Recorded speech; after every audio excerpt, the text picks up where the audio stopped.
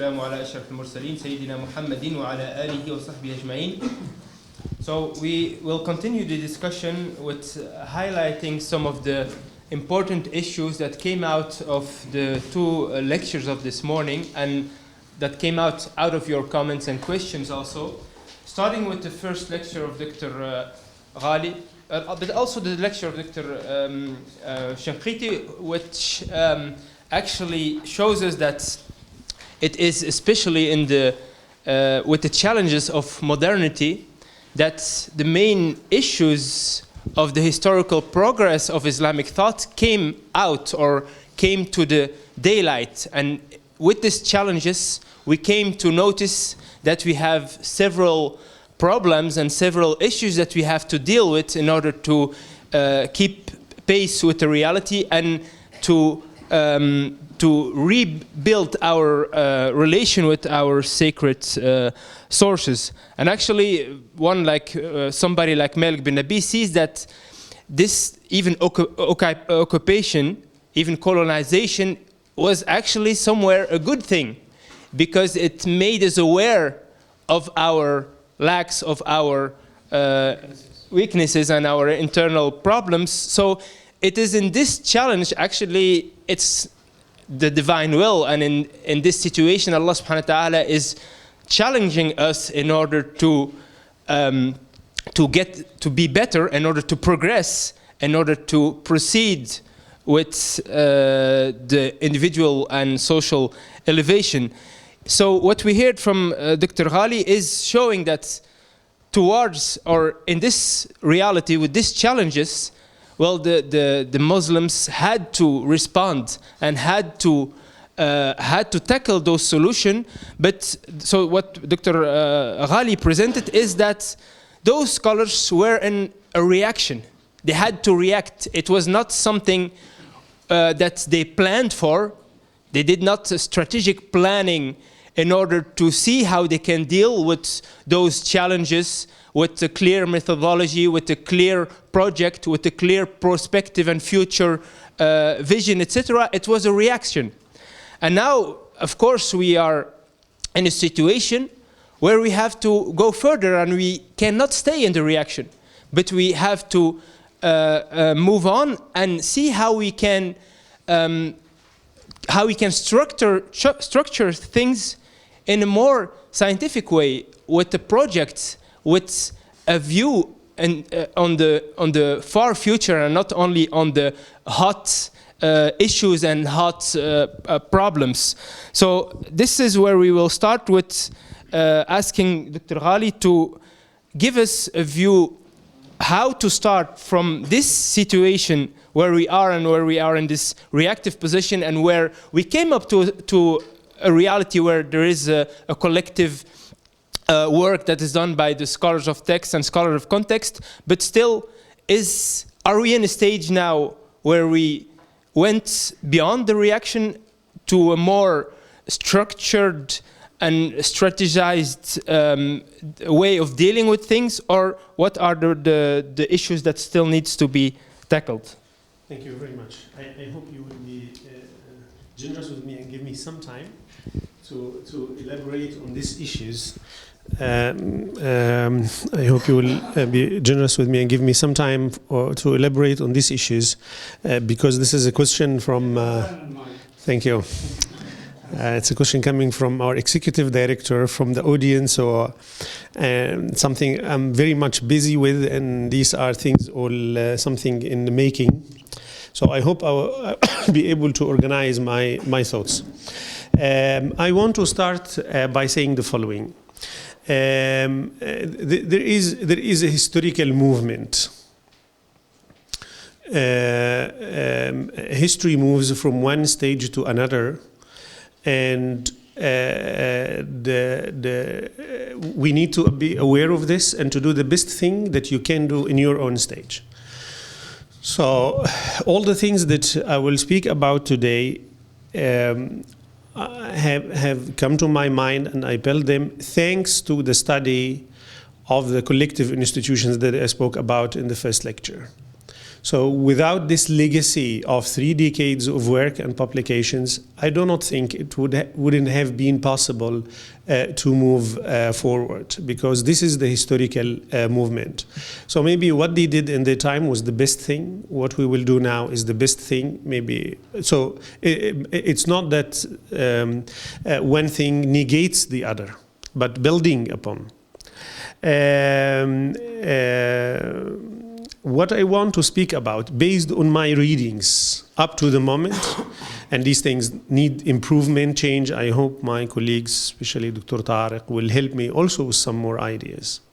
What I'm thinking of at the moment is that there are issues related to epistemology that needs improvement, and there are issues related to the methodology that needs improvement. According to at the epistemological level, first of all, sources of knowledge. What are the sources of knowledge? How do I come to know something? Text or scripture or religion is an important and significant source of knowledge. This cannot be denied, and as a Muslim, I cannot deny this. So I was speaking in my lecture as physicians, as co-muftis. What we want to add is muftis as co-physicians. So also you have to interact and to get involved in the production of knowledge on the other side, because your own field is also a source of knowledge. We have a problem with this a little bit, related to the points I mentioned in the very beginning of my lecture. Medicine is going up, Islamic law is going down, there is a crisis in the Islamic jurisprudence, there is an identity crisis in the Muslim world, and we need to catch up with what's going on in the West. So there is always a hesitation that the more I'm critical to science, the less modern I will be. This is usually the rule. So before I, as a religious scholar, would reject something or say this is not good, I have to double check my position, because this may mean that Islam is not scientific enough or is not pro-science. And I have noted many of the sentences said by religious scholars in this regard. There is this fear. No, religion is a source of knowledge, as long as science is a source of knowledge, standing on its own. So when we want to judge that something is beneficial or harmful, this is not only the word of science or medicine or sociology or whatever, but it is also the word of religion. Scripture coming from Islam or from Christianity or from Judaism have also a say about this. And when we read the Quran, this is what we find. Moving from one aspect or one source of knowledge to judge to another source of knowledge. For example, when we speak about the forbidden types of food to consume, you have the dead animals, which we can easily think that they are harmful in the medical sense, health-related issues. Pigs, pork, which we can also debate. But you have also slaughtered animals for the idols. وَمَا ذُبِحَ عَلَى النُّصُبِ ذُبِحَ, they are slaughtered for the sake of the false deities. You are not allowed to eat from them. Where is the health-related issue here? It is not. So it's not necessarily that health or medical things that will be the source of my judgment on things. They are beyond this. The problem that we have in the contemporary discussions, the success of medicine and biomedical sciences always push the scholars and the participants in the Islamic bioethical discourse that if it is beneficial, more beneficial than harmful, then it's fine. Who will decide? The physicians. I have a problem with this. This was not the case in the Islamic tradition and shouldn't be the case. This doesn't mean that medicine has nothing to say. On the contrary, it has something to say, and in reality, it's almost saying everything. But I want to say that besides this, there are also issues which are not judged by health-related issues. In marriage, for instance, we have premarital medical check in order to see if the expected children will have genetically related diseases, etc. And that's fine, that can be a harm. But the biggest harm in the Islamic tradition is to have children outside the marital relationship. This is the harm which Islam spoke about. This should be kept in mind, etc. We have so many examples that we can speak about this. Eternity is not possible. This is a fact based on religious knowledge. The human being cannot be eternal in this life. This life is not eternal. There is the hereafter, which things will be eternal, either paradise or hell, etc. So to keep this in mind, this will avail many of the people involved in scientific research in running after eternity. There is a burning desire to remain eternal in this life. So this will save them a lot of energy. You don't have to spend 100 years or 300 or 1,000 years to come to this conclusion. I tell you this. So as a Muslim involved in this, and I am equipped with this type of knowledge, my research will go into somewhere else. For instance, life and death. To determine when life begins and when life ends, absolutely not exclusively medical. And this is something recognized by the medical profession itself, that the question of life and death is, in the first instance, a philosophical one. Many of the religious scholars are involved in this. They say, the physician tells me, this person is dead or not dead. And many of the Muslim physicians who participate in these meetings, they have this feeling of power. They say, amaratul mawti, signs of death, which are recorded in details in pre-modern works in Islamic law. They have been formulated on the basis of what we now call outdated medical knowledge. So now you, the religious scholars, you have to follow us to tell you what is death. This is problematic, because the main criteria of death is that the soul departs the body. Death is not a mechanical, physical thing. It is also metaphysical. There is a soul which leaves the body. The question that pre-modern religious scholars were busy with, what are the signs that tells us that the soul departed the body? Are these signs in the modern science busy with the same question? Do they tell us that the soul now departed the body? They are not concerned about the soul at all. Maybe they don't believe in it even. These things should be problematized. When we put religion in the epistemology of bioethics, and we say religion is also a source of knowledge. When we come, this is related to the text. When we come to the context, when I explained the first sheet, the informative and normative and novel issue, etc., we were dealing with individual, singular, novel issues. So we have one new question, two new questions, three new questions, etc., which they call al-waqi'ah, the event, the incident, which plural is incidents, waqa'i'. But what is new now is not the incident, but the whole reality. The whole reality is new. It is not the question of cloning, and it is not the question of organ transplantation, but the question of the new worldview, the whole worldview. The whole perception of medicine has changed.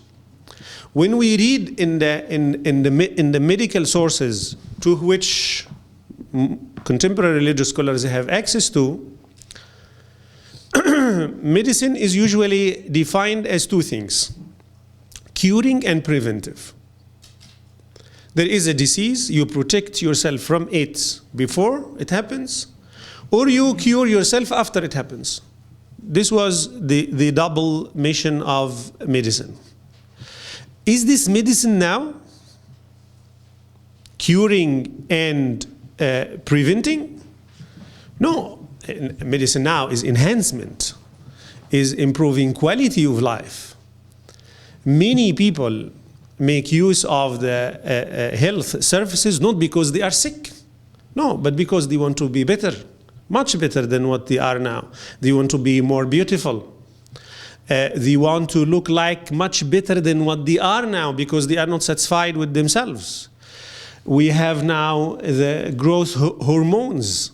If you want to have your child to be taller than what it is, this was not medicine before, but it is medicine now. So when I get a question coming from medicine to tell me about cosmetic surgery, I need to be aware that this question is coming because the whole reality changed, not just because a single question happened to pop up and to figure out in this life. So we need to understand medicine and its new changes. Up to the moment, I don't think that these changes are by default bad. That medicine is challenging the boundaries and want to do more than its conventional mission before, not necessarily should be bad, but it must be questioned. It must be questioned. And if we are going to open these boundaries from an ethical perspective, we need to have our own rules to deal with them. So if we say that enhancement is in principle not a bad thing, okay, when will it be bad and when it will not be not? And on what basis? Not on the basis of the judgment of the physicians, to tell them if you think that it's more beneficial than harmful, then it's fine. No, of course not. Physicians themselves ask the others to speak about. Now in the Western hospitals, and Western style hospitals like in Qatar, we have IRBs, we have institutional review boards. Physicians are part of, but they are not the only ones who decide. There are ethicists and philosophers who decide. So you cannot just throw everything to the physicians and say, try to make your checks and balances, and if you think it's fine, then it is not fine.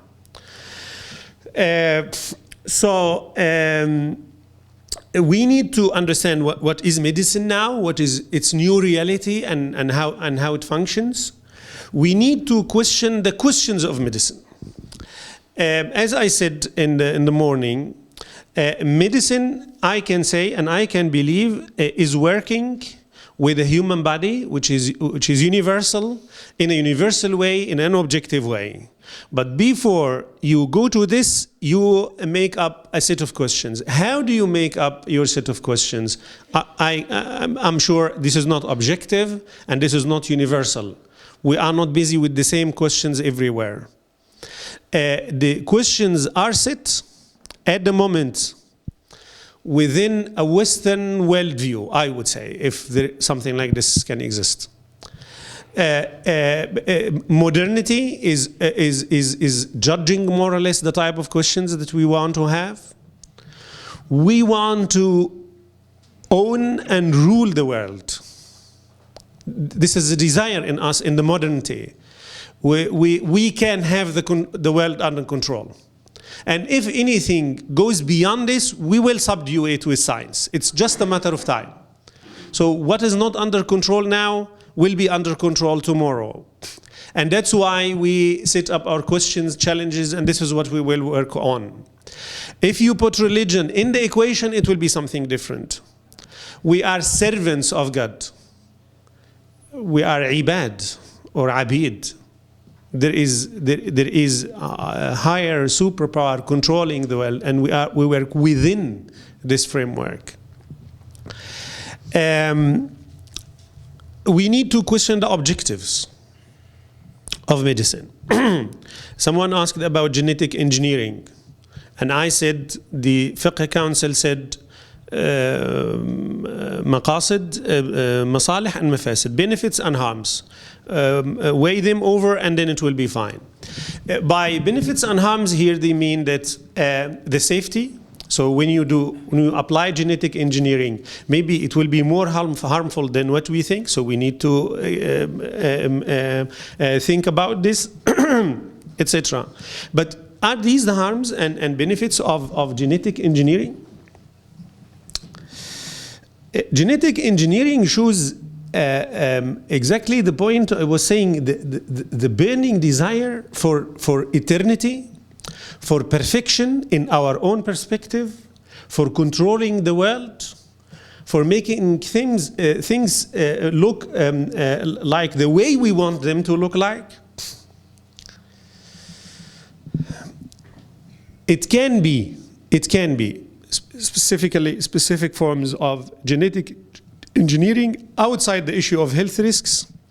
It can be danger for human agency. How? I'm an athlete and I want to be the best in the world. What I will do? I will train very hard. Okay, but I can get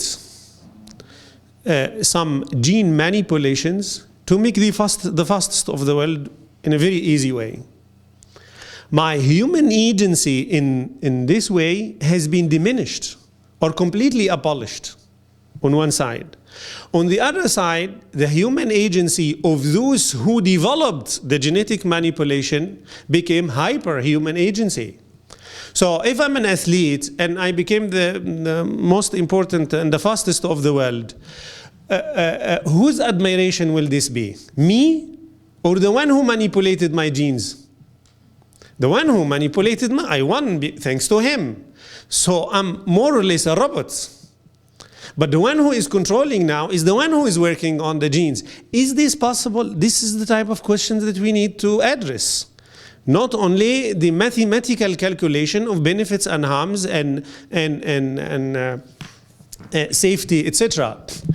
In Islamic theology, pre-modern Islamic theology, when they spoke about the evidences for the unity of God, monotheism of God, Al-Maturidi, for instance, he said, one of the signs is that we are not created in the way we wanted it to be. Everybody would have a critical remark about himself or herself. It would have been much more better if I'm a bit taller, a little bit taller. But I am not, which means I didn't make myself. Someone else made me. It would have been much better if I am a little bit more strong. Would have been much better. If I can write more quickly, if I can read more easily, etc. Imam al-Ghazali, when he commented on this point, he said that the only thing that the human being has no critique about is the intellect. Everybody is happy with his intelligence. You would never think that you are bad because your mind is not working properly, but because you didn't have the chance of those who are better than you. It's only about conditions outside you. So the fact that we are created with deficiencies is a very fact and inherent element of being human. To go beyond this is problematic.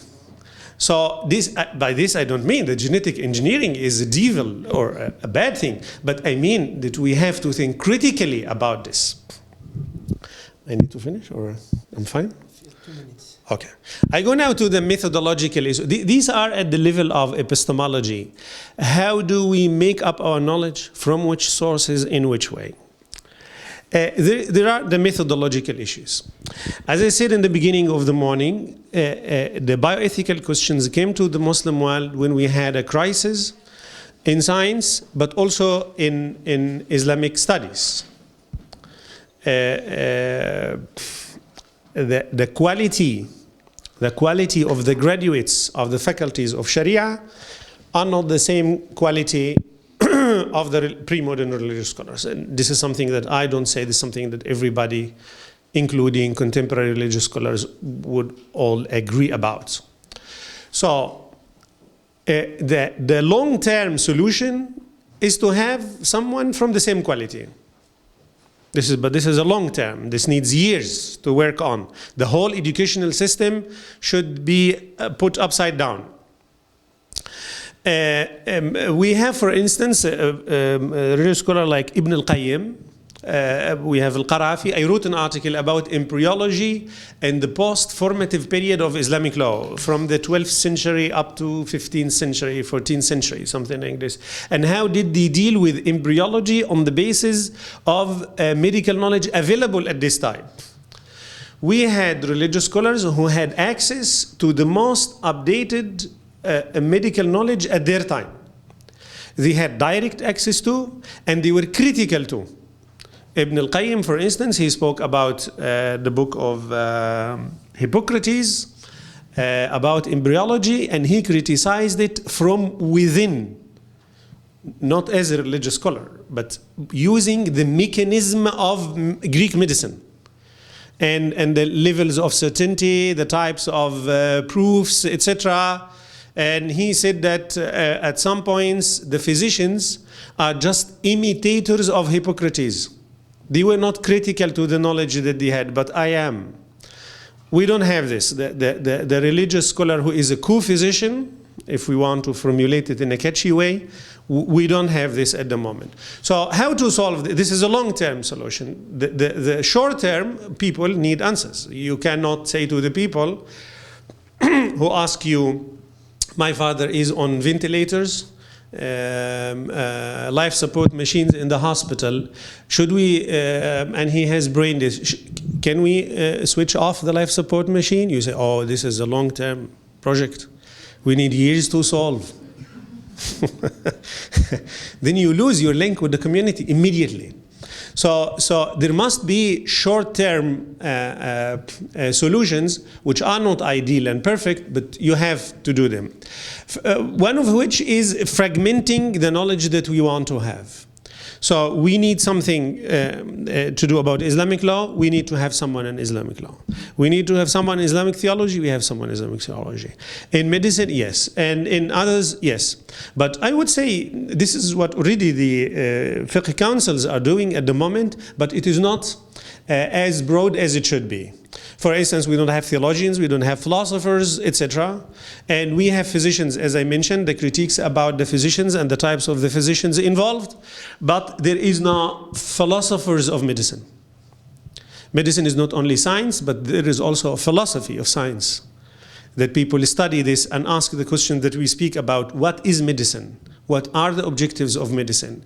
How do people in medicine formulate their questions and decide that this will be prioritized or not? You need to have this type of people. You need to have economists, people speaking about global economy and how it works now.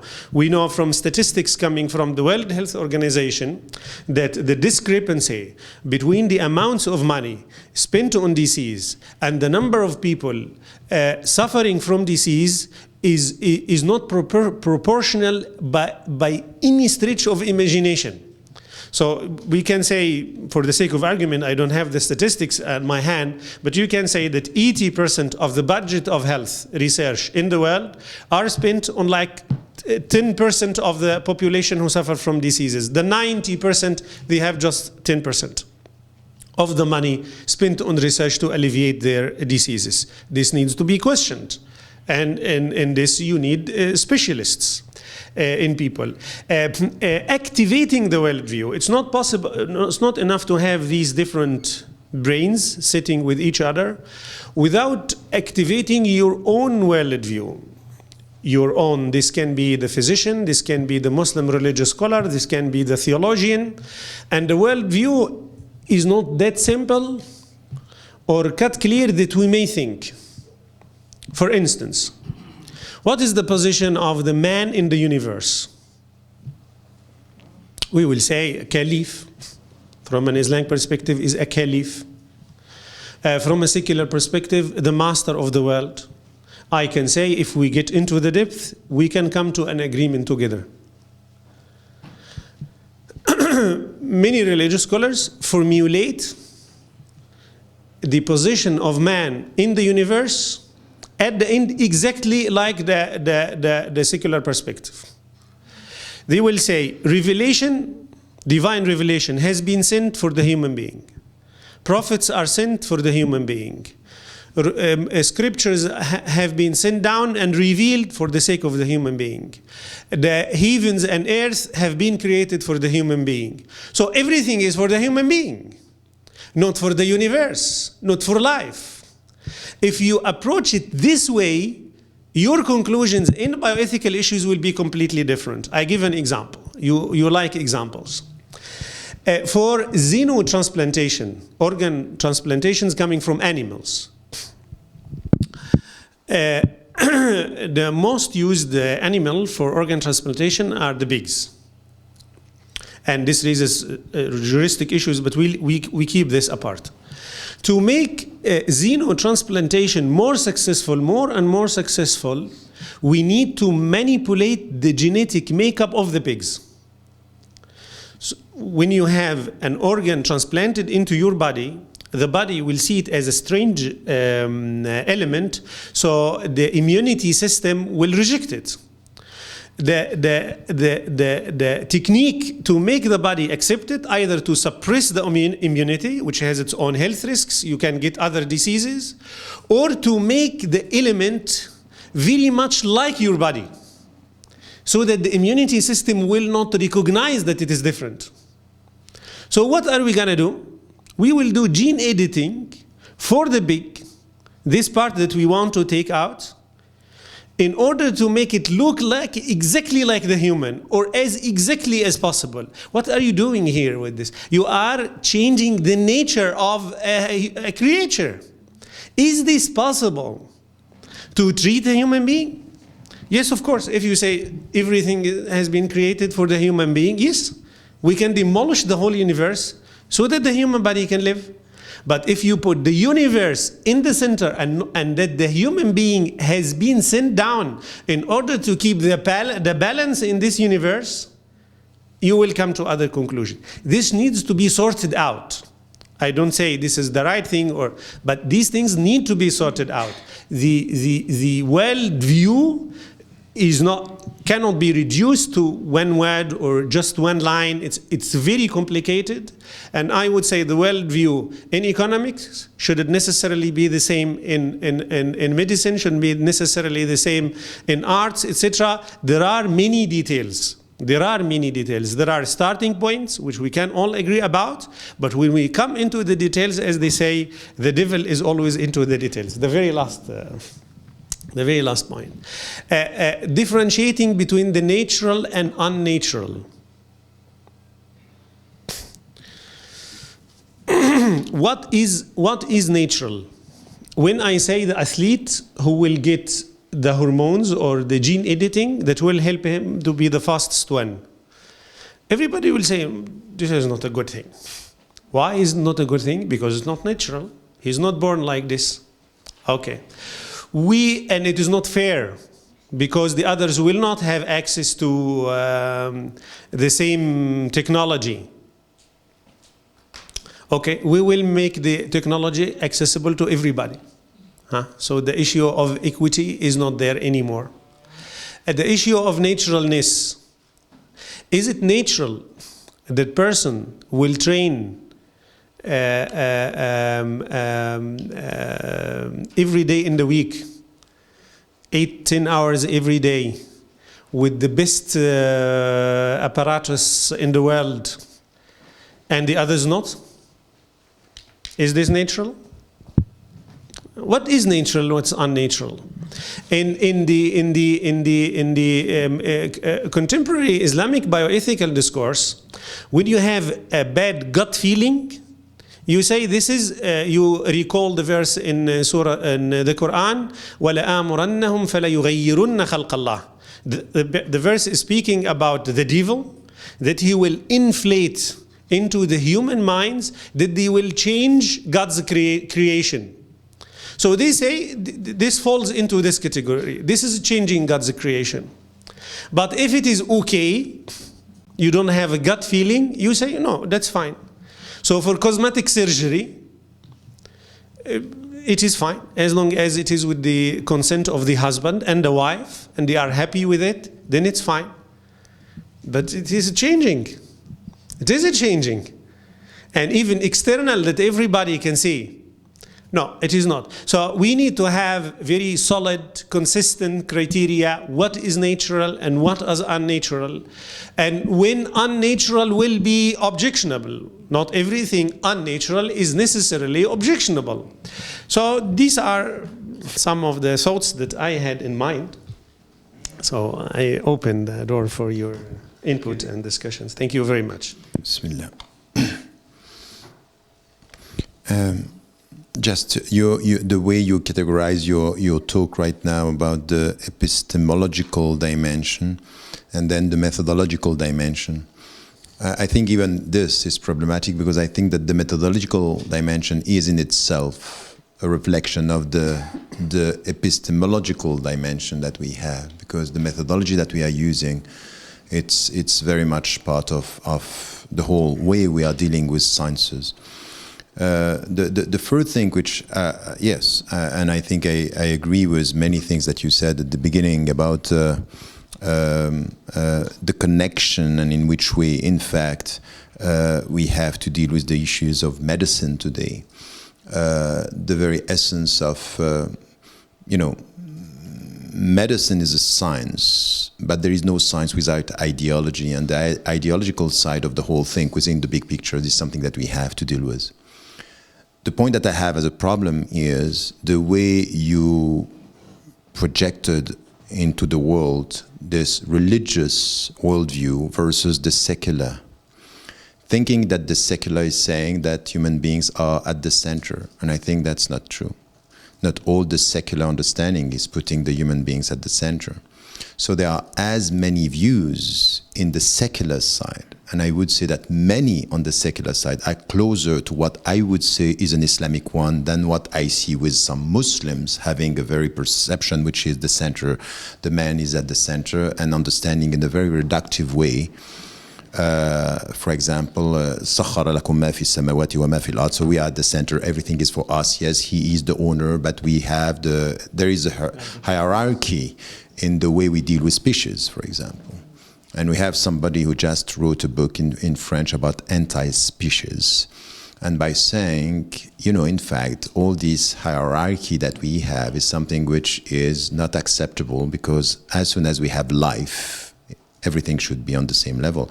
We might not accept the conclusion and even the starting point, but in between, he's saying things about the fact that there is human arrogance, and he's coming without God, by the way, no God, but he's saying the human arrogance is in this perception that there is a hierarchy.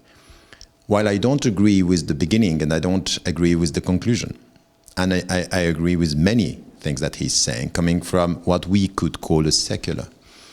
Dealing with Bhikkhu Parekh, for example, an Indian sociologist, is saying the very fact that in the West we speak about environment is putting the man at the center, and the environment is the way we talk about nature. It's having an impact on all our sciences.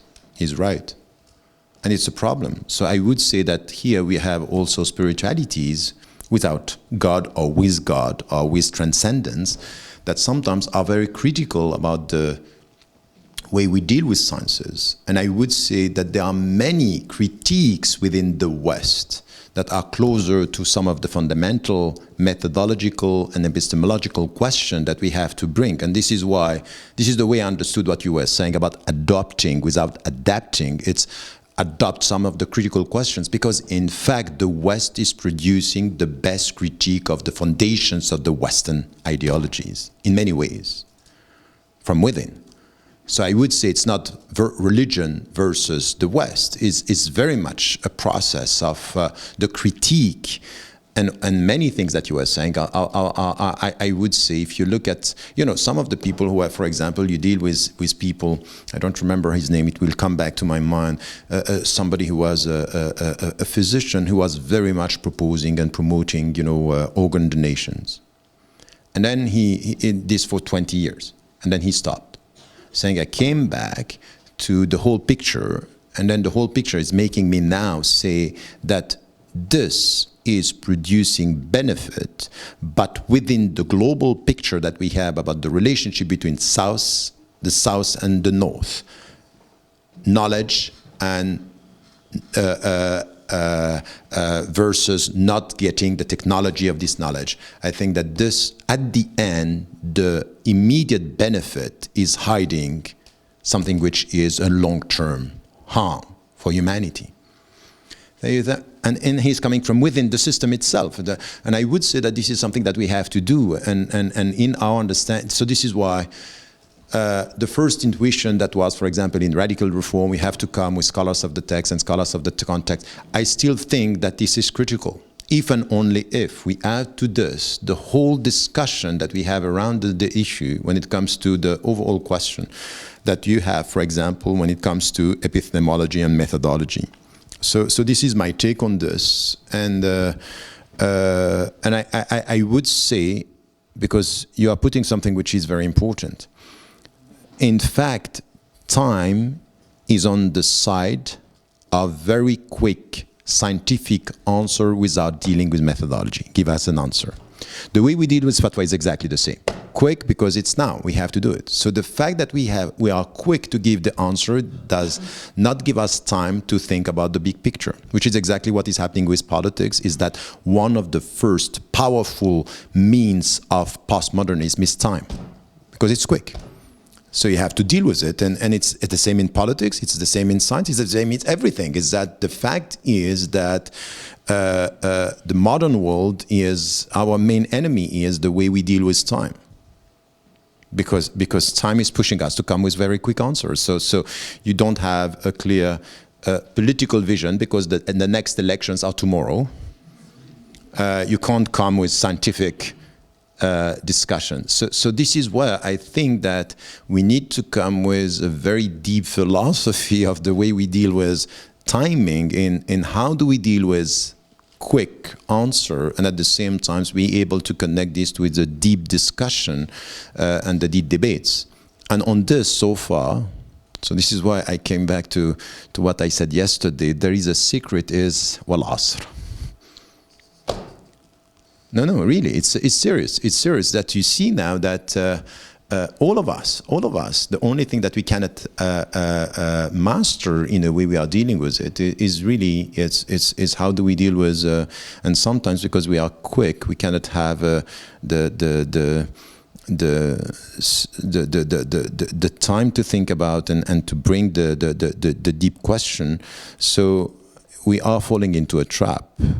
Is that if reform is to go as fast as time, we are not going to do anything about the big questions. And how do we deal with the methodology that is bringing us to this is also a deep question that I think it's part of the methodology, but it's questioning the epistemology in itself. And I wouldn't go to such there are two things, just to conclude, there are two things that I would problematize in what you said. This division between epistemology and methodology, but I think that's for the sake of clarity maybe, but I think, and the second is religious or Islamic versus the secular, while I think that the secular, through the crisis that we are going through, is producing many of the critiques that we need on the religious side. Actually, I agree with Dr. Mohammed Ghaly, as usual. His presentation is very important to make us understand deeply the details or the applied level of the issues that we were discussing theoretically yesterday and the day before. But I think this presentation helps us to observe the improving or the development of procedure of Ijtihad in the applied level.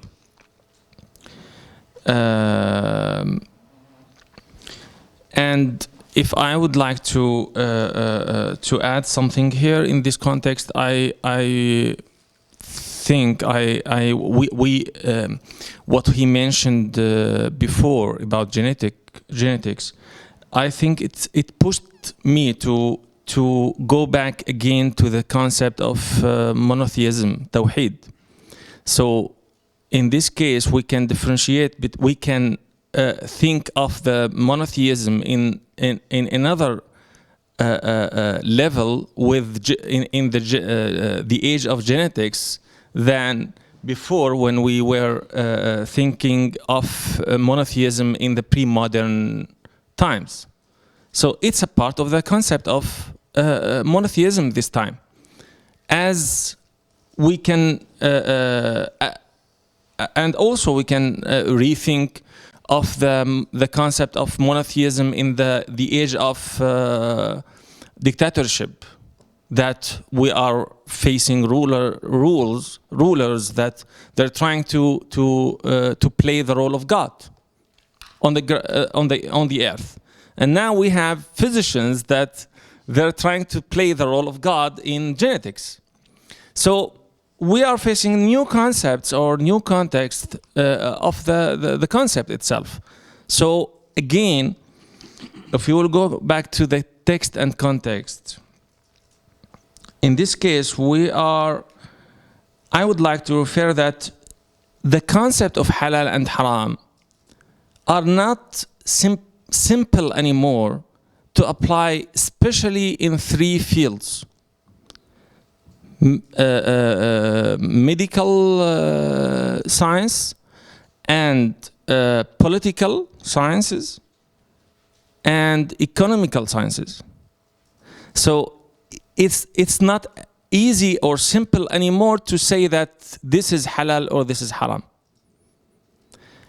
because the reality is very complicated now, and we have a lot of resources that they're playing a role in this complicated reality. And this is why we have accumulating knowledge on the sciences of context. So in this case, that the text itself is confined in this context, in this level, is confined always with the context. How? We have three contexts. The first one is the proclamation context of the text itself. And the second one is the interpretation context, which is developing all the time based on many elements. One of them now, the sciences of context, which is very complicated with all these sciences that we are facing in this world, and specialities.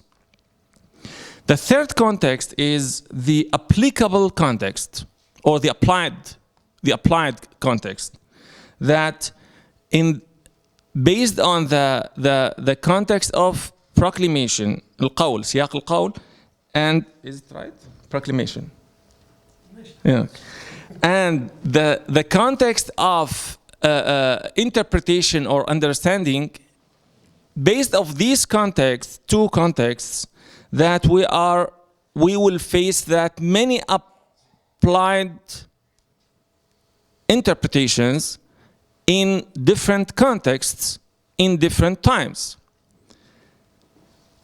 So, and this is why it's very complicated now, and I think the approach of halal and haram is not enough anymore to be applied in this complicated reality.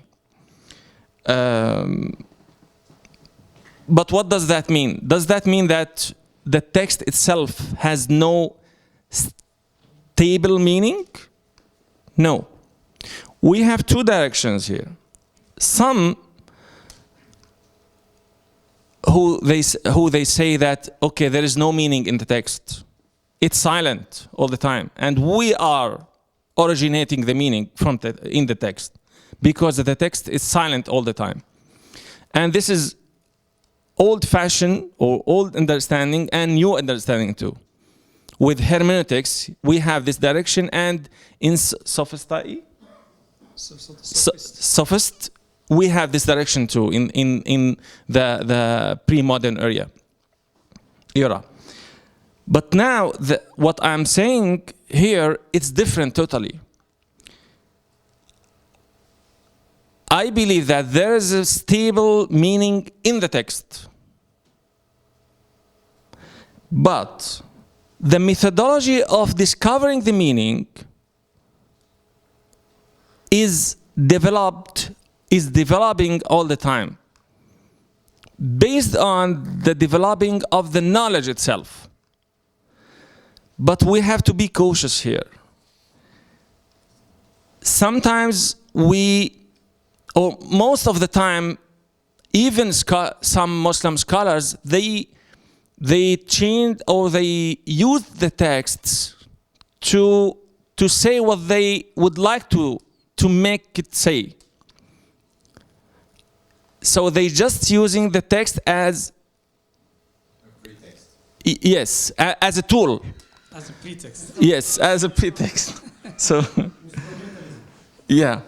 So, but with my opinion or my understanding that we always should try to discover the meaning from time to time based on the knowledge, the improved knowledge, and based on the sciences of context, but in the light of objective. But this objective is not to adapt with what the West produced already, but based on what Dr. Tariq said yesterday. Thank you. Dr. Shinqiti doesn't like bioethics. Anyhow, so I have a few comments. I will start with what Dr. Tariq ended up with, and it's the fact that this duality between the Western paradigm and the Islamic paradigm, or the Western frame of reference, and it's true that within there is not only one West. There are a lot of views and a lot of approaches, but there are some commonalities, of course, in perhaps looking at the human being and looking at his place in the universe in a general sense. But even though we have from within the West voices and critiques that are very useful and very close to us in apprehending those transgressions that are coming from some Western developments and technologies that are emanating from the Western frame of, or from and certain part of the Western frame of reference. Even though we have those critiques, but I think the main problem and the main challenge is that in the same way, they are critiques that are adaptative or maybe assessing and not giving the alternative. So they are not producing the alternative from within a vision that will place the human being in his right place in the universe, but they are critiquing what is emanating from a certain frame of reference. So what means that we are actually, and this is what the situation of the Muslims is, we are in a situation where we have to deal with a reality that is emanating from another creed than ours, from another frame of reference than ours, and now we have to deal with this and try to find a solution to see if we can accept it or if we can reject it, if we can live with it, how we can avoid it, etc. But we are not trying to find a way to produce the reality from. So we don't have a, like, let's say, maybe, I don't know if you can say this, but we don't have a parallel production of the reality. So a reality that would be produced by our frame of reference, or even not ours, but a frame of reference that would give the human being the right place in the universe. And so, I mean, the production, the world today, and its outcome in all its aspects is not, I'm not saying is not, is against the Islamic paradigm, but it's not our production. It's not, I mean, it's not coming from this worldview. And some of it, of course, is not contradicting with our values, but this is our attitude. We have to check if it's contradicting or not. And even if you check and we assess, it's in a formal way and in a partial way.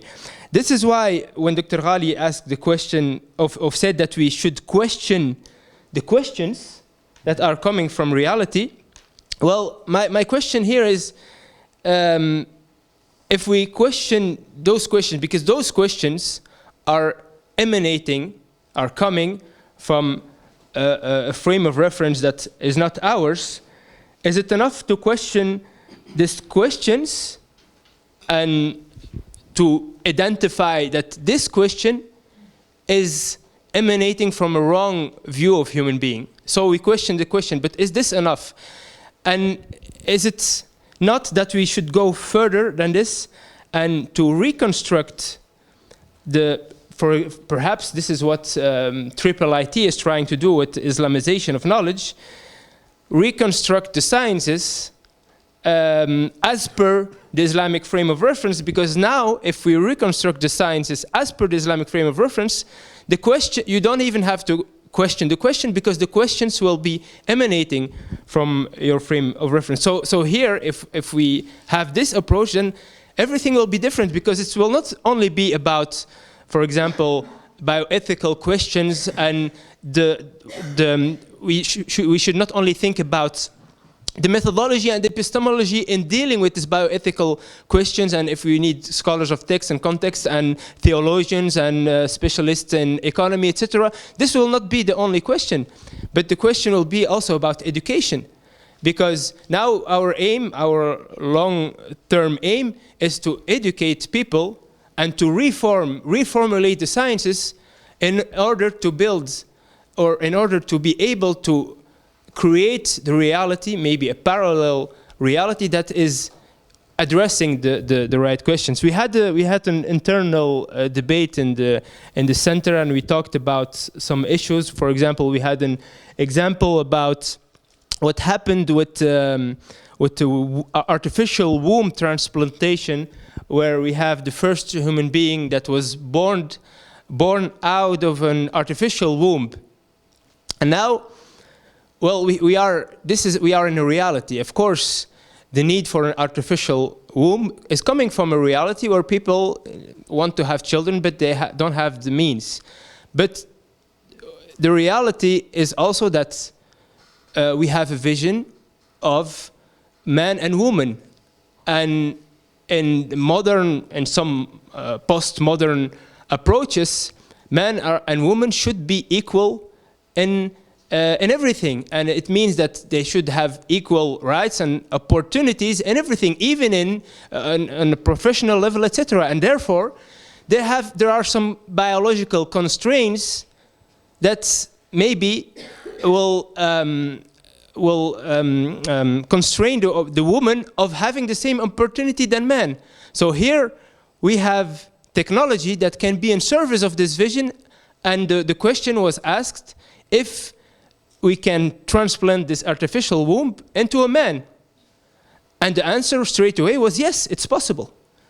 The artificial womb can be transplanted into a man, and so we have here equality. Man can also carry the child, and then the woman will have maybe 1 year it's the husband and 1 year is the wife, and then there is a certain equality between the two, and they will have the same.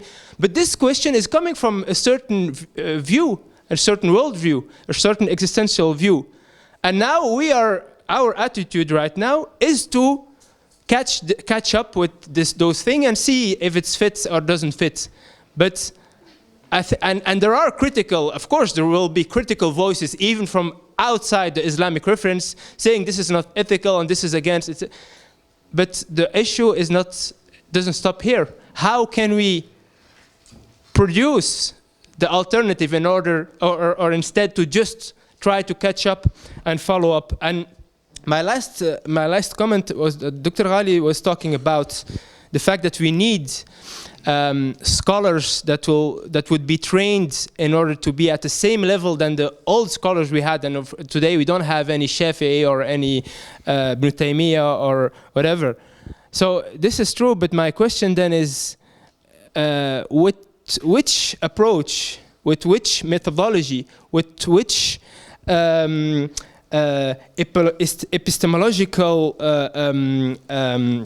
structuring of the science, etc. Because I think the problem is, I give one quick example. Imam Shatibi is one of those who, the first who theorized the methodology of Ijtihad al-Tanzil, the Ijtihad and the application of the principles.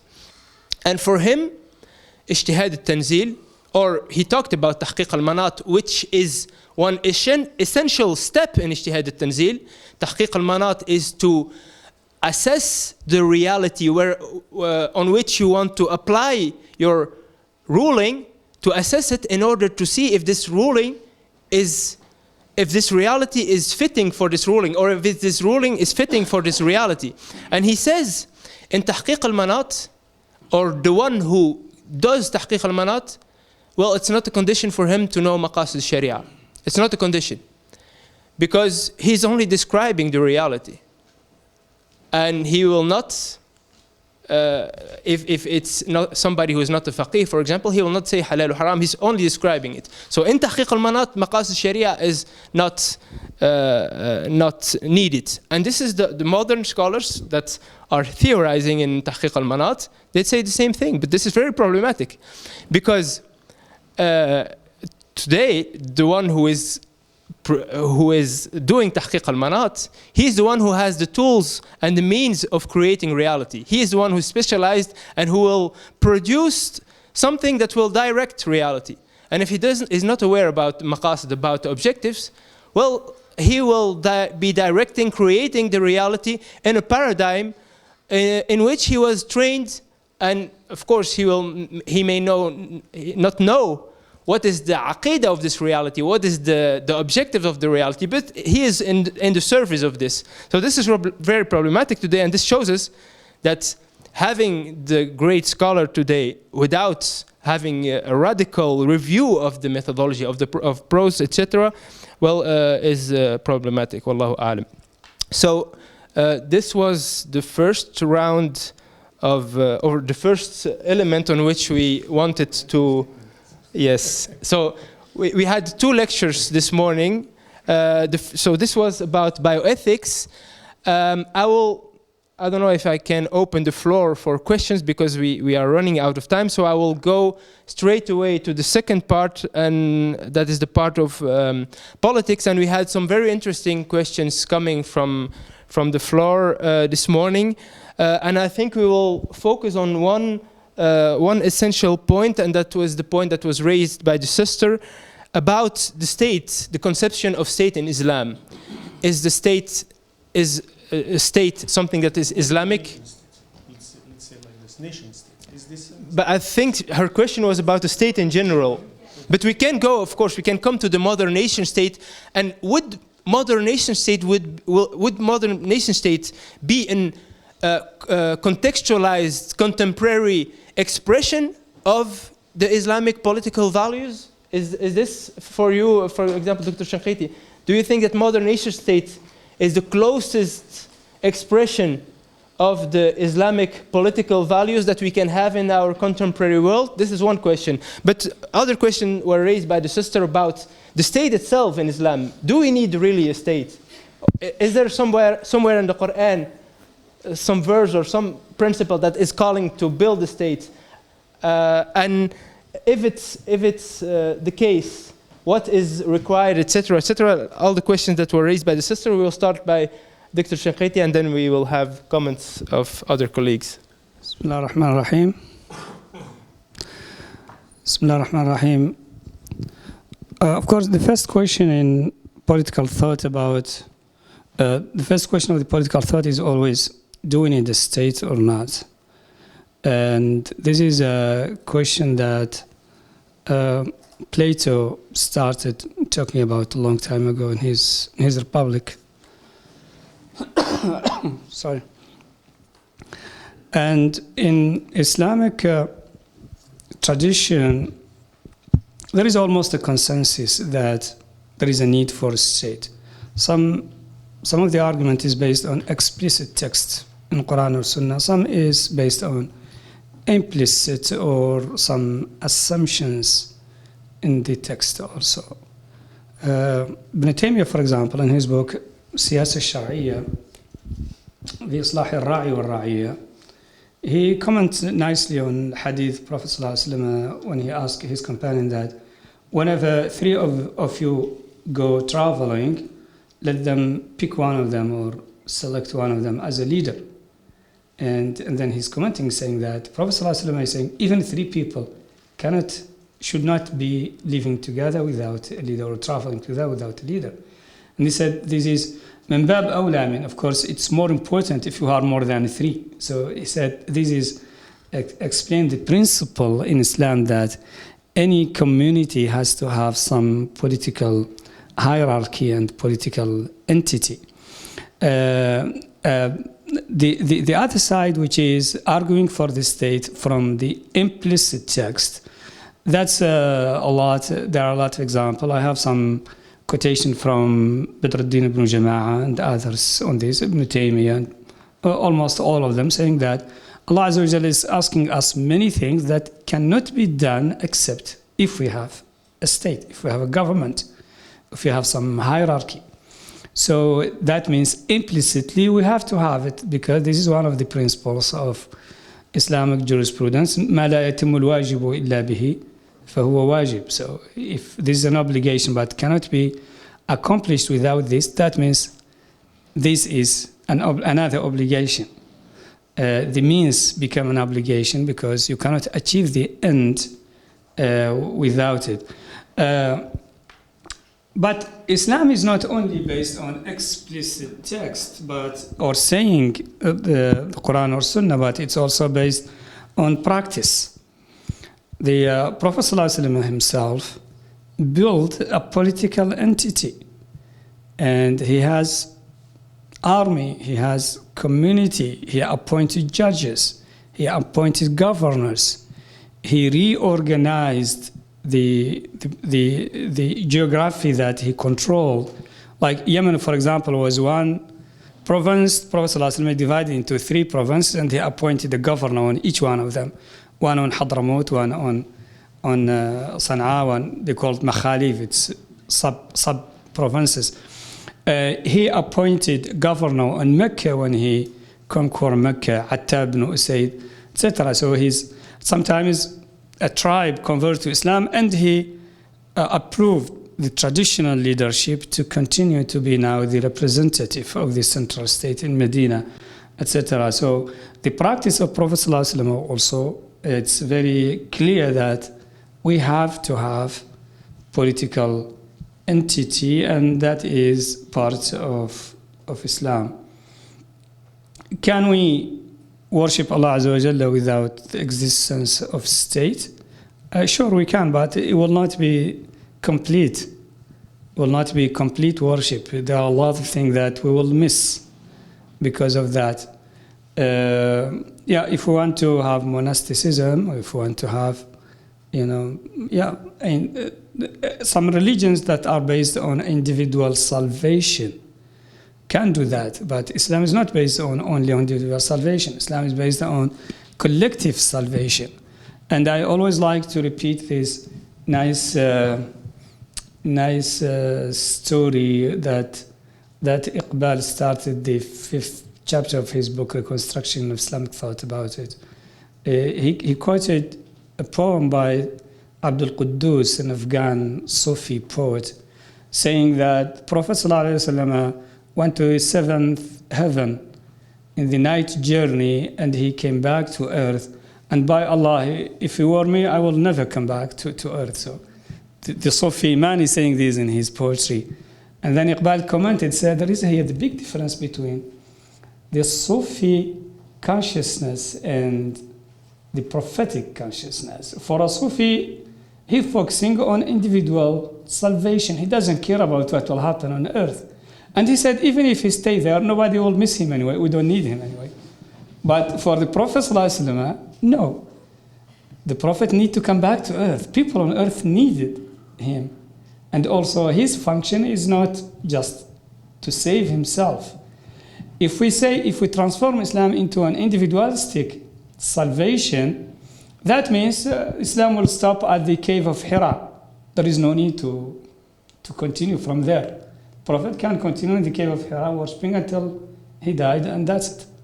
But no, the cave of Hira is a beginning, is not an end. What the Sufis see at the end, actually for prophets, is a beginning. So we cannot ignore what Afghani and Malik bin Nabi and others call the social function of religion, and that's include having a state.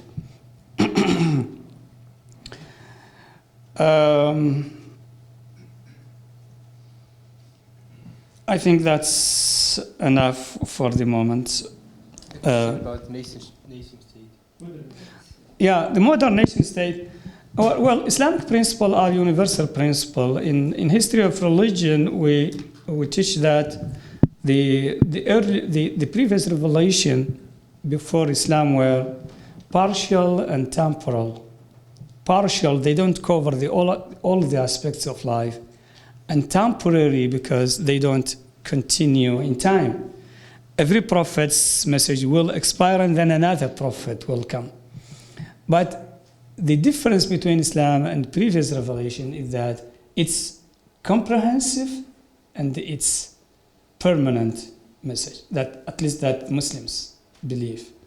So because it's comprehensive, it has this political side. Because it's a permanent, it can be applied in all context and time. Even the state of course, the modern state is based, the social contract of modern state is based on geography, mainly. I mean, it doesn't matter you're a Muslim or a Christian, you're a citizen, you have the right here.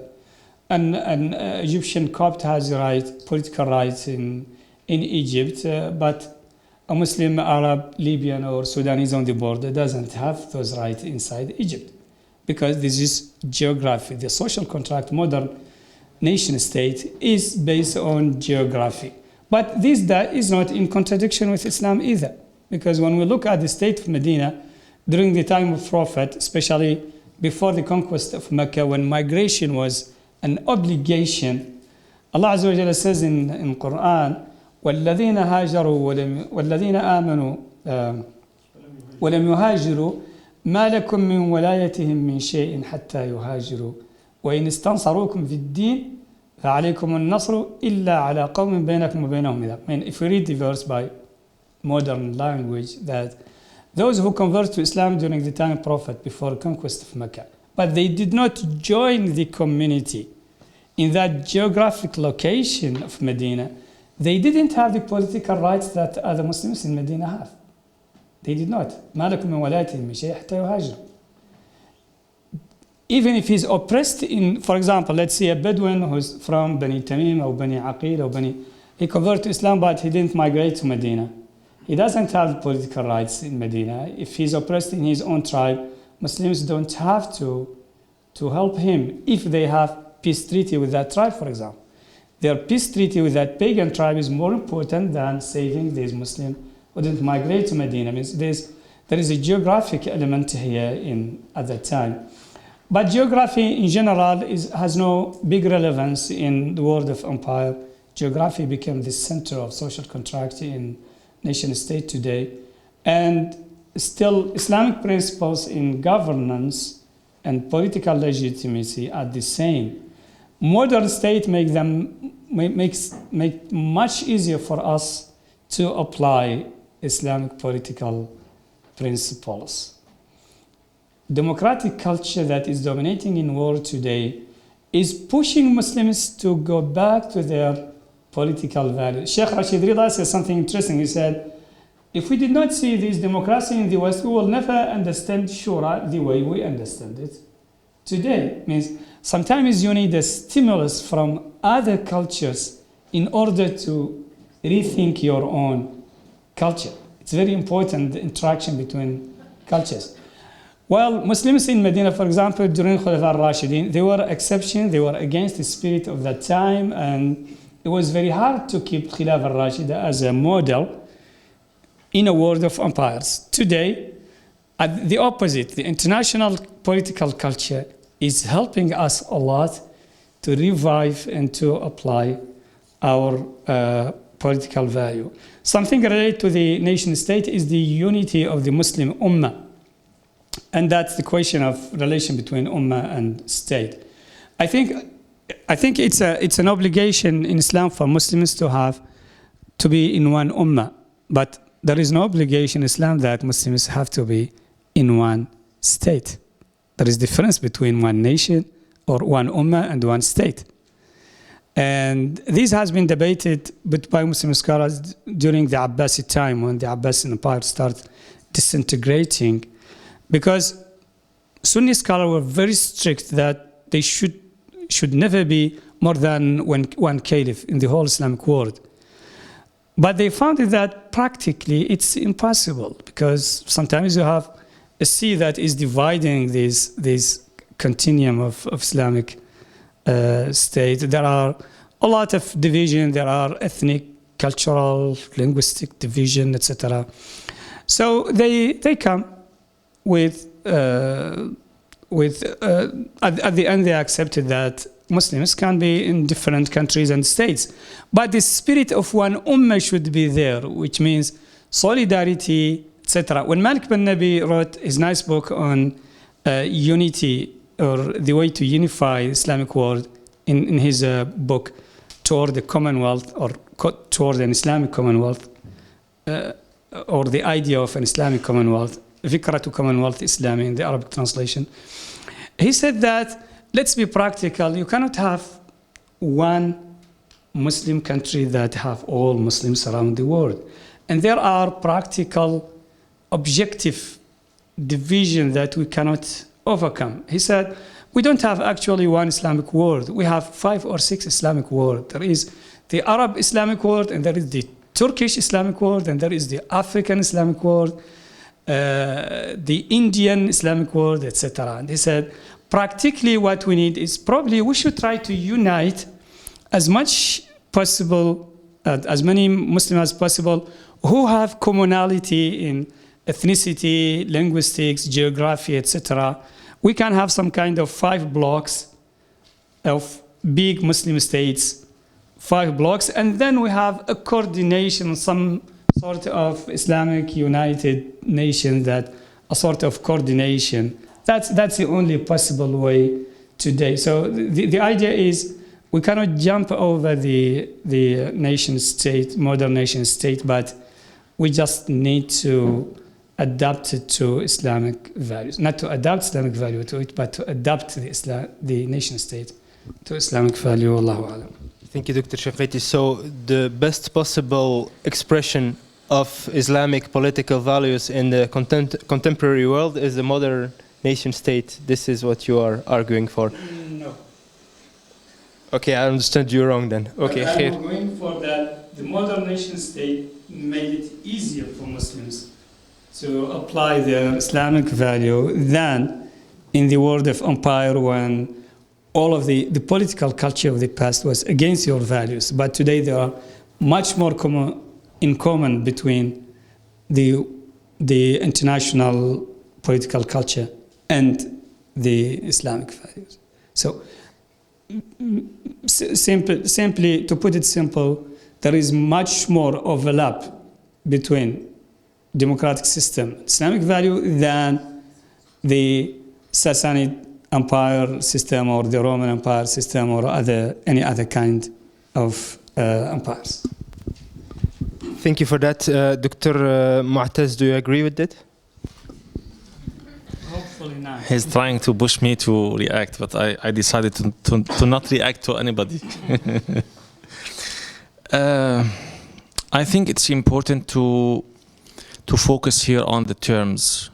The classical term talking about this issue exactly, is nasb al-imam, to establish or to have a imam, not ruler, to appoint imam or caliph, not ruler. So because yesterday we were focusing on the root, the Arabic root of juhd, jihad, mujahada, but today we didn't care about the root, imam and khilafa, imama and khilafa.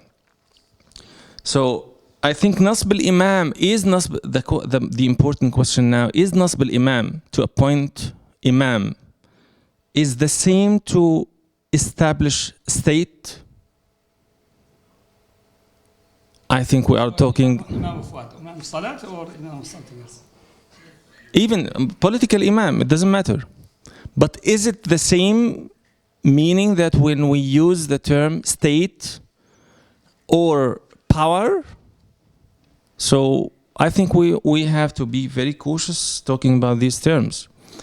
Because I believe that khilafa or imama and the state are not just tools or instruments, because both of them are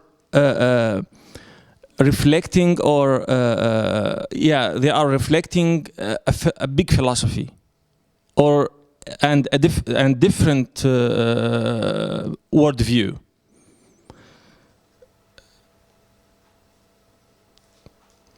This is the first point. The second point, that the centrality of the state is a modern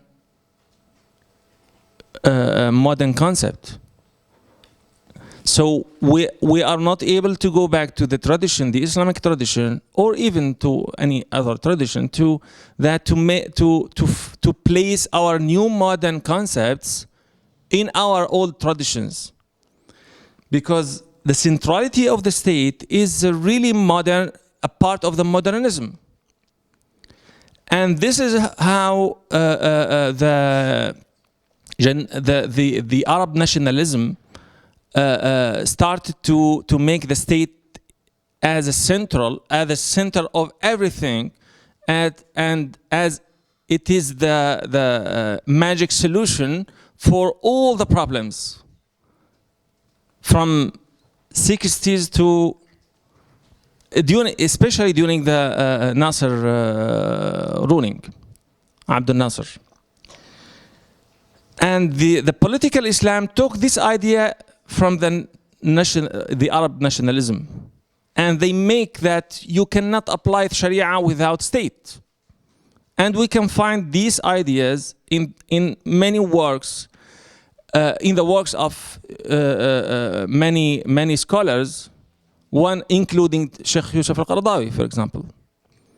So, is it right that you cannot apply the Sharia without state? I don't believe that. So, and I don't believe that the state is central.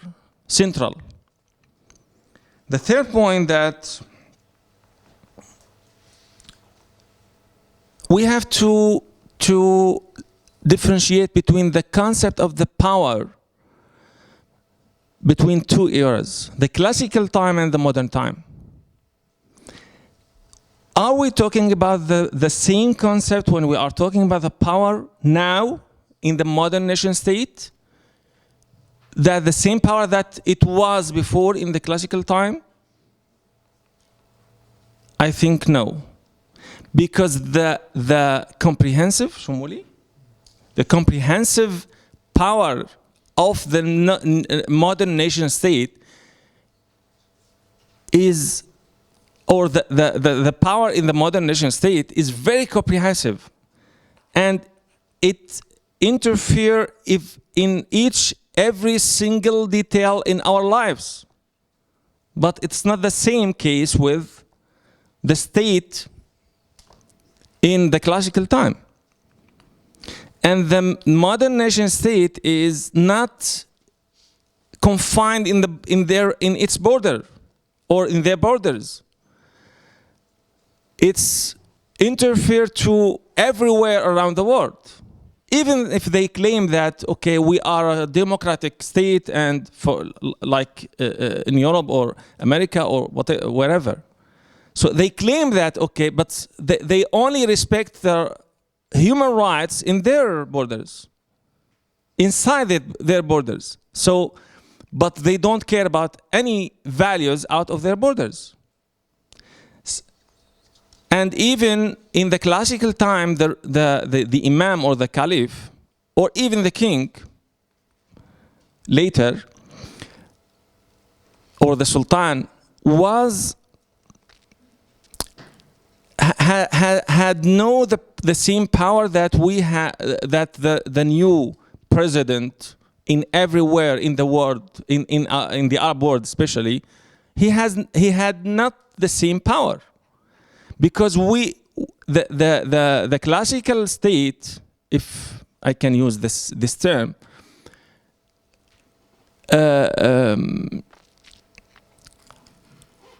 reached or achieved the justice. Maybe they didn't achieve the justice in the public sphere or the collective justice, but the individual Muslims, they have or they achieved the justice in their lives. But now we lost justice in both levels, on both sides, in our countries. Modern, or what they claim that it's modern nation state. So there is no justice in the individual level and in the collective level. But in the classical time, no, it was different.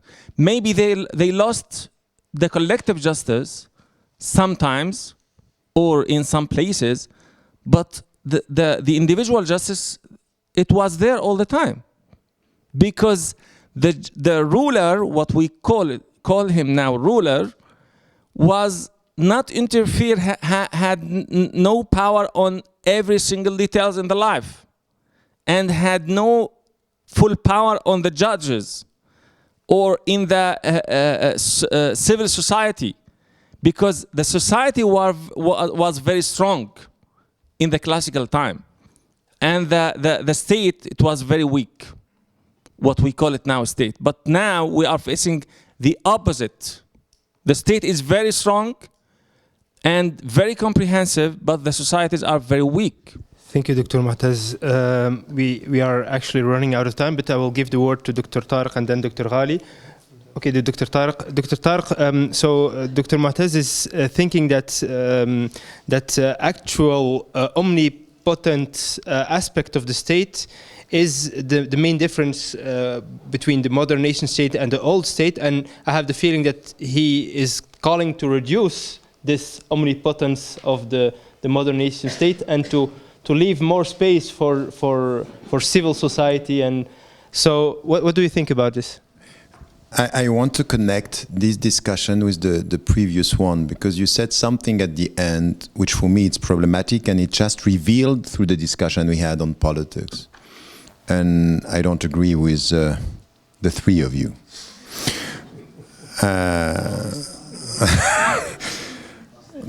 No, but just to put the questions in the way, because I think that we have to try to problematize. You know, when we are dealing with, and this is why I want to come to the first discussion and come to the second, you were confusing the critique with coming from another paradigm, which is our paradigm versus their paradigm, or the paradigm of the West.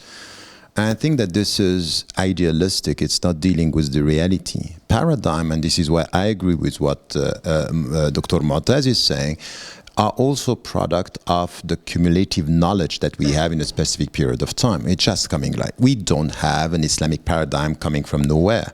We might have a vision, but at the end, what we have coming from within, and this is why we have to trust something which is, you know, when we speak about fitra, for Tahir ibn Ashur, for example, and when we come to the very essence of this discussion that we find even in Ibn Taymiyyah, and even in the philosophers, by saying that there is something in the human being that you can find even in people who can deny transcendence, but the reaction to something which is wrong is revealing something, and it comes from the West. So the intuition that you have with people saying, for example, that the whole system is collapsing and coming with a critique, it's not that we are not going to take this into account thinking that we are our own paradigm. No, it's part of something that we have to build as our own paradigm, because paradigms is a product of time as well. It's not something which is beyond space and time. We are human beings and we deal with space and history. And that's why I'm saying that we should not go as far as the critique that is coming from within are far from the centrality of our sense of, the worldview that we have as Muslims and the transcendence. I think that this is too idealistic, and I think it does not take into account the time factor, the historical factor, and the fact that we are in history and that we have to deal with it. And saying that there is something within our concept of human being that should be, there is something which is dignified and healthy, with reaction coming from human being, that even if they say there is no God, they are reacting to a system and say there is something that we can take that can help us to build our own paradigm. If we don't do this, I think in all the fields, sciences, economy, politics, I think we are lost. And it might be dangerous because it's as if we have an idealistic alternative that I see nowhere today in the Arab world or coming from Muslim thinkers. As much as I agree with you that what we need now is not to hope for scholars having the same qualifications than people of the past. That's now, with the complexification of knowledge and the world, that's not even possible. But this is not, I think, what you were saying, is that we need to get to an understanding. So coming to the discussion about politics and the discussion about the state and what for me it's important, it's there is something in Islam, and this is why I like the fact that you were saying we might have to come back to define what is an imam and what is the state or all this. There is something in Islam, in the name of the centrality of it, Tawheed, La ilaha illallah, which is everywhere in Islam and we cannot avoid the discussion about. It's power. Power. Where lies power? And we have to deal with it. And power means the authority, to the point that even the followers of the Prophet ﷺ were questioning, where is your power? Is it coming from God? Is it coming from you? Power is everywhere.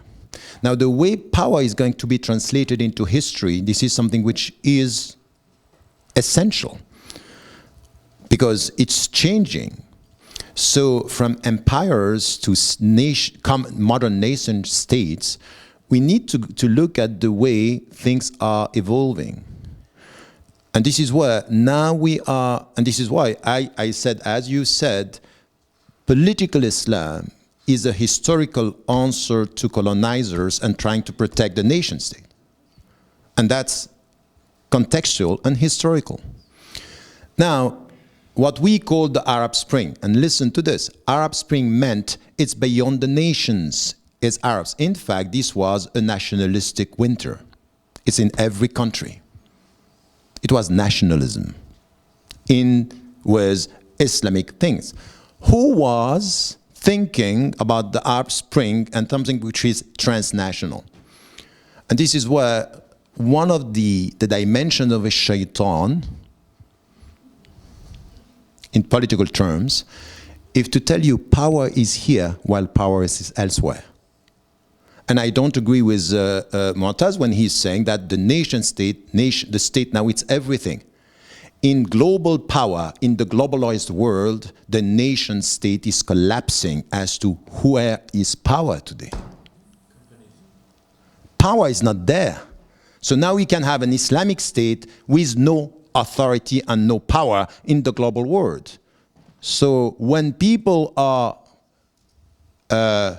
pushed or driven to think, go and vote, go and do, go and think, go and elect, and you know that the one who is going to be elected has the symbolic power of the state being perceived as omnipotent, but no real efficiency on the ground, you have to think about, oh, now, where Sharia, for me, should be the more effective, it's not in the political discussion about the state, but questioning where is power today and how we have to deal with this. So I would like much more Sharia in economy than Sharia in an Islamic state. Coming to the discussion before, it's taking into account the historical thing. We have to rethink our paradigm dealing with power from an Islamic perspective and not being obsessed with the nation state, which is nothing today when it comes to decide for the people. So when, for example, I reconnect with the discussion. When I have people in the north saying what is happening today is this obsession with growth is making us disrespectful towards human beings, towards nature, towards the environment, because this obsession with growth is something which is make money, whatever the consequences, sell weapons and all this. And you have a resistant movement saying we might have to think about growth is the essential problem that we have, that it's driven economy with no ethics, no morality, and this is where power is. I would say, why don't we listen to what they are saying about all the parameters that are helping us or thinking or letting us think that this is a successful economy could be in fact what is destroying us from the very essence. So the power is here. I say we better listen to that. And I agree with some, I think that the intuition of Wa'il Hallaq in the impossible state, it's a good one. At least he's asking a first essential question about the problem is not the qualification of the state, the problem is the state, and the problem is how do we define power. And I would say that this is where I may disagree on the fact that you say the state is everything today, and I think in the global world that's not true. And in our daily lives that's not true. I think why I'm calling it shaitani, because it's exactly this. Setting power where it is not and thinking you get this power, you can be successful, and I think it's the starting point of collapsing. And this is what I see in the Middle East. This is what I see everywhere. I think we are wrong in the way we are putting the question. So I would say we better think about political economy or philosophy or economic philosophy as what it is now, And the intuition, you are always referring to Malik Ben Abi. He's one of the first in the French using mondialization. One of the first, saying it's a connection. And I think that the main problem that we have with all the political Islam is collapsing today by the very essence of the way they deal with power and the way they deal with it. So mondialization, no, yes, but even so it's globalization in English, but in fact it's quite different because we have the two words even in French, and some are making a difference. So this is where my main response to your question is, I don't think that the state is a translation of a very deep discussion we need to have on power, and there is something which is very important. If Islam is about something, it's about liberation, emancipation, and who has the power. So when you say La ilaha illallah and La hawla wa la quwwata illa billah, it's a very strong political and economic statement. Is you have to look for where power lies. Don't try to avoid this discussion, because the only way for you to be free is just to question where the power lies, and not by creating, not by being obsessed with power, but don't pretend you don't care about power. We care about power, because this is the way of our freedom. So there is no freedom without questioning power. And then now we have in the global world to ask where is power. And once again, and this, I connect this to the first discussion, I don't think that Muslims today have a paradigm, something which is coming from nowhere, that we can say this is the alternative. We have to come to a deep discussion about what the West is producing and how the West is responding to the West by criticizing the very essence of power in this society by saying, all the discussion that we have about the democratic processes that people are saying, where democracy? And about the fact that, for example, look at the way it works today, at the way it works. 80% of all the media in the coming 3 weeks in France are going to be under the ownership of pro-Zionists in France. Why I'm saying this? Because I'm saying this is something which is huge. That in fact, you can say we are talking about free expression. Tell me who are the owner. Goldman Sachs, they don't care about nations. They are putting money everywhere. So they are training all these cyber dissidents in all the countries. Who is paying? Goldman Sachs. So then you go and say, you know what, we want freedom in Egypt. Okay, salamu alaikum.